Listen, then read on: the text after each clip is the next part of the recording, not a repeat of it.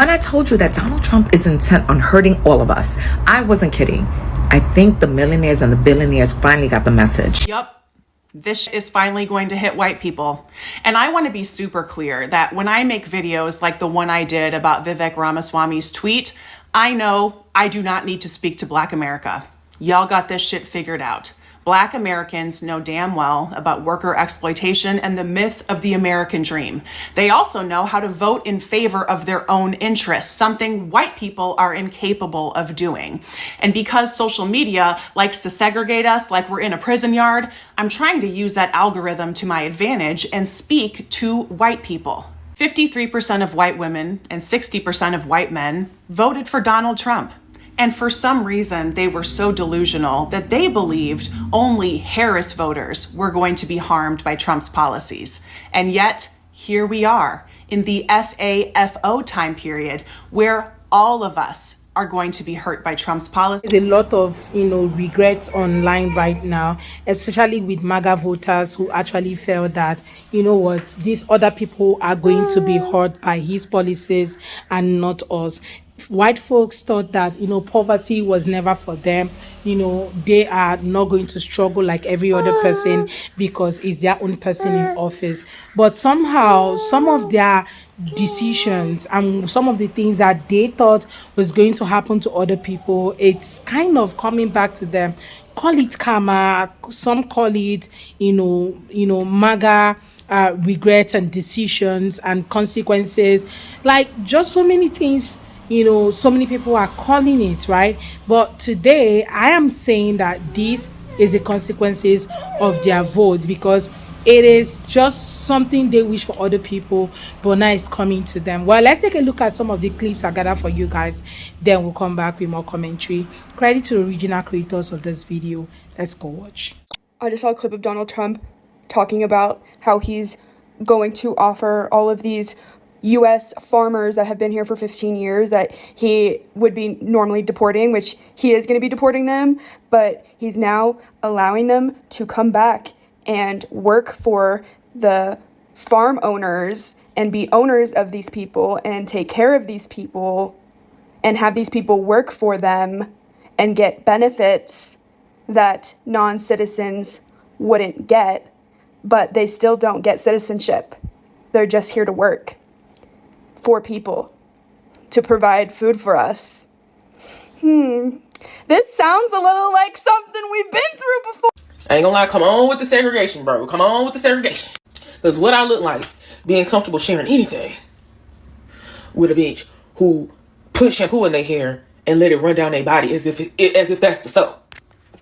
No towel or nothing. Just hopes, dreams, thoughts, prayers, and shampoo. So you got concepts of a clean ass. No thanks, I don't want to share anything with you.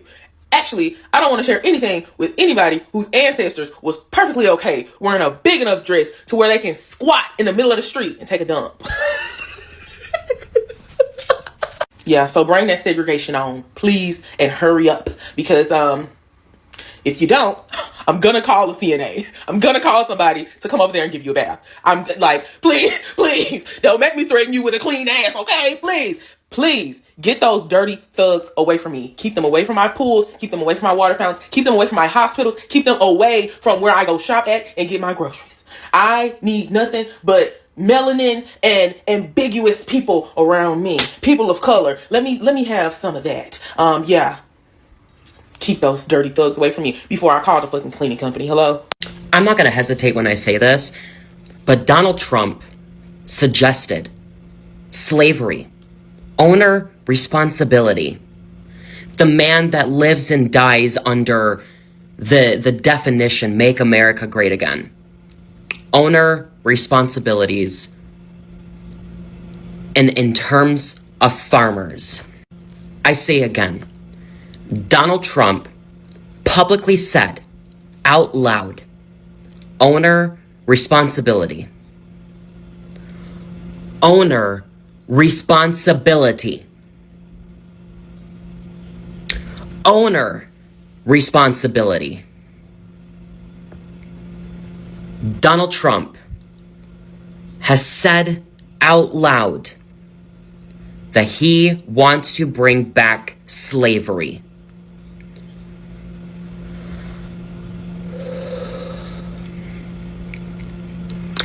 I cannot urge you enough. Call your local representatives. Call the White House. Leave messages. Write to your local representatives. Call your local congressman. This man has said out loud that he is okay with slavery. The context is there within itself. Owner, responsibility. Owner, responsibility. But of course, MAGA has always got an excuse. It's taken out of context. You're not understanding him. You're spreading fake news. Okay, so what do you think owner responsibility is? What do you think it is? Where do you think the original meaning of the saying owner responsibility came from? Where do you think it came from? Oh, wait. Trump is saying the loud parts out loud. He has been. He has been ever since the beginning of his term. But it's being ignored. It's being pushed to the side. It's being pushed under the rug. These things can't go unignored. They can't. These things cannot go ignored at all. So I'm going to continue speaking about it. That's what I have to do. The Washington Post has just reported that Trump has ordered the removal of information on slavery at multiple national parks in an effort to scrub corrosive ideology. That also includes this famous photograph of a slave with scars on his back. Listen, I don't take the word fascism lightly, but fascists often rewrite and suppress history to craft a story of national greatness and purity. That's certainly... All right, man, so Donald Trump won. If I'm not a slave by Friday, if I'm not getting put in shackles and chains, I'm trolling all of y'all. Y'all made it seem like this is going to be the end of the world or something. Here I am driving in my brand new Ford F-150 5.0, fully loaded, in the, in a not the blackest side of the countryside, and my white neighbors love my black ass. They like us educated, mother and father respecting veterans. They don't have a problem. They called us colored back in the day, not niggas. But anyway, if I'm not a slave by Friday, man, some of y'all are really gonna hate me. Y'all gonna hate me because y'all put me through so much hell when I try to have a conversation. Trump just said one of the issues with the Smithsonian museums is how they talk about how bad slavery was. Don't even try to defend this one. You know what I'm going to, because you got to put it in context of the entire tweet. He's ranting about how these museums have an extreme bias towards the negative aspects of American history and not enough about the positive parts. That's just not what he said. You're adding nuance to a nuance-free thinker who made a nuance-free statement. He said straight up it's an issue that these museums talk about how bad slavery was. Are the museums supposed to say slavery was good? Is this part of making America great again? No, but part of making America great again is removing this woke idea that America is an irredeemably racist country. Sure, these museums should talk about the bad parts, but they should give the good parts some highlighting too, like the moon landing or World War II victory or the American dream or all the scientific and technological advancements that have come from our country. Everything you just listed is already exhibited and celebrated in the Smithsonian museums. They are already a mix of the good and bad. It's clear, though, by Trump's tweet that he believes the badness of slavery is exaggerated. And must I remind you, those who refuse to learn from history are doomed to repeat it. Look, he signed an executive order in March with some specific examples of what he wants to change, like how the Smithsonian Art Museum has a Shape of Power exhibit talking about America's racist past and how we use sculpture as a powerful tool in promoting scientific racism. Oh, and promoting that race is a human invention. That's just one of the woke crazy exhibits that needs removing. Yeah, well, that was just an executive order written by his staff to obfuscate his true intentions, which he just made clear. He doesn't like how bad slavery is portrayed and he wants those exhibits removed. No, he just wants the good and the bad represented fairly. Well, he could have said something more diplomatic like that, but no, of course he just ranted about how bad he thinks slavery is portrayed. Like, what? All right. Well, technically, we're already a slave to the system. You see, this racist justice system was created to benefit white people, and specifically white males. That's the whole purpose of having white privilege.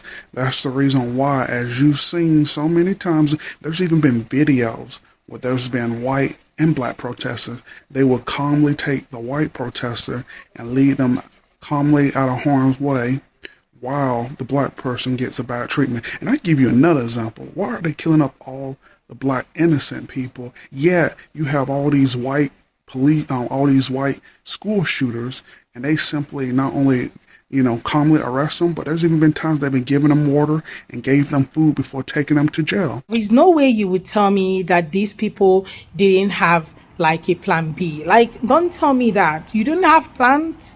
You didn't know that most of the promises were going to fail, or you didn't know that those promises were going to hurt you in process or come back to you. No, there's no way you would tell me you didn't think it was going to affect other people except you, because most people warned you guys about what was coming, how it was going to happen, the things that some of these policies were going to affect and all of that. But some of these people actually sat down and said, no, we're still going to vote no matter what. This is not now I don't know how to call it, but I feel that this is the consequences of their own action and they need to live by it. Okay, it's so funny that many of these people feel that other people were going to feel the impact of their votes and not them. They felt that maybe Harry supporters are the ones that are going to feel it. Look at the farmers for Trump. Look at how they are feeling so bad right now that the everything is affecting them. The tariff is affecting them. Their major buyers are now going to other countries to buy products instead of buying from them. Take a look at the soybeans farmers, for example. Okay, now the same people or the same policies that they voted for, thinking that they are going to help them, now they're not even ready to even help them save their farms. Like big people, big corporations are ready, the elites are ready to take over those farms one after the other if they are not able to push their farms forward, because that decision was for other people to get hurt and not them. And now that the whole thing is affecting them, we are seeing things like, oh, I regret my vote on social media, oh, I wish that I had listened, oh, I wish that this, that. No, that's not how it is.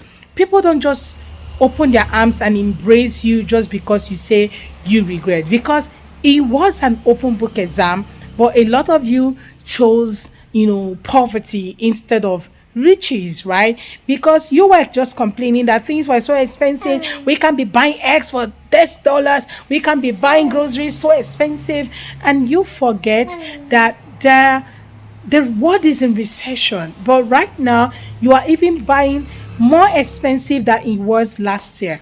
Every one of you is feeling the impact.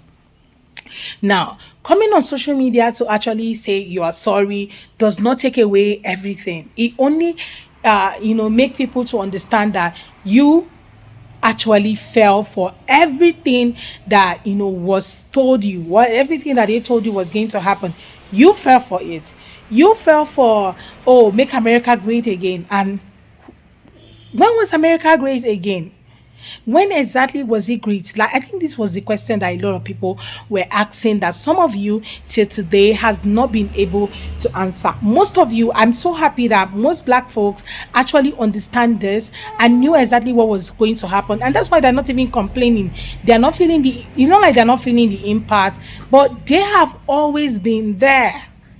They have known that policies can actually affect you. So somehow they don't know whose policy is best, and they prepared for it a long time ago and all of that. And now some of you are just facing hardship for the very first time in your life, and now you are freaking out.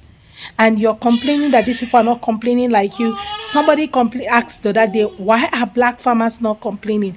That is because they have always been there. The government aid, most of them do not even get it. So they still live their life, push their farms with whatever resources that they have with them. And for some of you who already have resources, you decided to go elsewhere.